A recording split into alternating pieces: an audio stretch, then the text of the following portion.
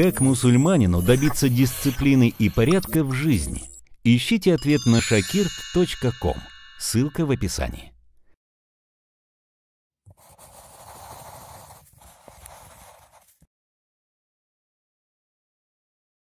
В 1929 году король Ирака рассказывает: «Я видел сон. Я видел сон с двумя сподвижниками пророка, мир ему и благословение. Они пришли ко мне, и они сказали мне, что воды реки Тигрис просачиваются в наши могилы. Помоги нам». Король того времени говорит: «Я вырыл место между могилами и рекой Тигрис, чтобы установить истину». И что произошло? Он говорит, что он не обнаружил признаков воды. Он говорит: «Я не придал значения сну». Затем он вновь видит один и тот же сон, снова и снова. Один и тот же сон. Двух сподвижников пророка, мир ему и благословение, говоривших: «Перенеси нас, спаси нас. Воды реки Тигрис просачиваются в наши могилы». Я собрал совет из людей Ирака,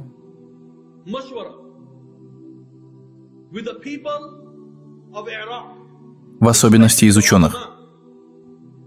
Он говорит: «Я собрал их всех и рассказал им про эту историю со сном». Он говорит: «Когда я им это рассказывал о сне, один из ученых того времени встал и сказал: я тоже видел подобный сон». Он рассказывает: они согласились на том, что могилы двух сподвижников будут выкопаны. Он говорит: была назначена дата. Дата была установлена. В определенный день могилы двух сподвижников должны быть выкопаны. И если вода в них просачивается, перенести их в другое место. Он говорит: в то время приближался сезон хаджа. И когда люди услышали, и в то время в хаджи, когда новости достигли Мекки и Медины, он говорит: в то время люди обратились к нам отсрочить это на немного, потому что мы тоже хотим присутствовать так же.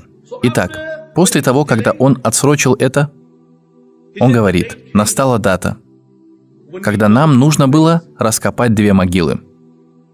Мы раскопали две могилы. 13 веков. 13 веков они были в своих могилах. Он говорит: когда мы увидели их тела, они были полностью сохраненные, без царапин. И это произошло лишь в 1929 году. Он говорит: мы вынули тела и перенесли их к могиле Сальмана Аль-Фариси. Ближе к его могиле были вырыты ямы. И окулист того времени, он не был мусульманином на тот момент. И он, засвидетельствовав это, сказал.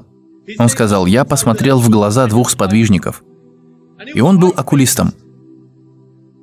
Он говорит: свечение, которое обычно исчезает в течение месяца после смерти человека, это свечение до сих пор было у этих сподвижников в глазах.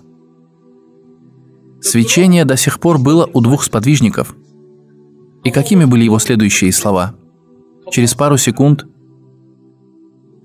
он засвидетельствовал, что нет никого достойного поклонения, кроме Аллаха, и что Мухаммад его раб и посланник. Он принял ислам. И многие люди, которые жили в то время, также приняли ислам. И тела их были перенесены. И этот рассказ приведен в журнале «Джанни Дидар» на страницах с 55 по 58. И в энциклопедии, если вы просто наберете имя Абдулла ибн Джабир, вы увидите, что эта статья также представлена там.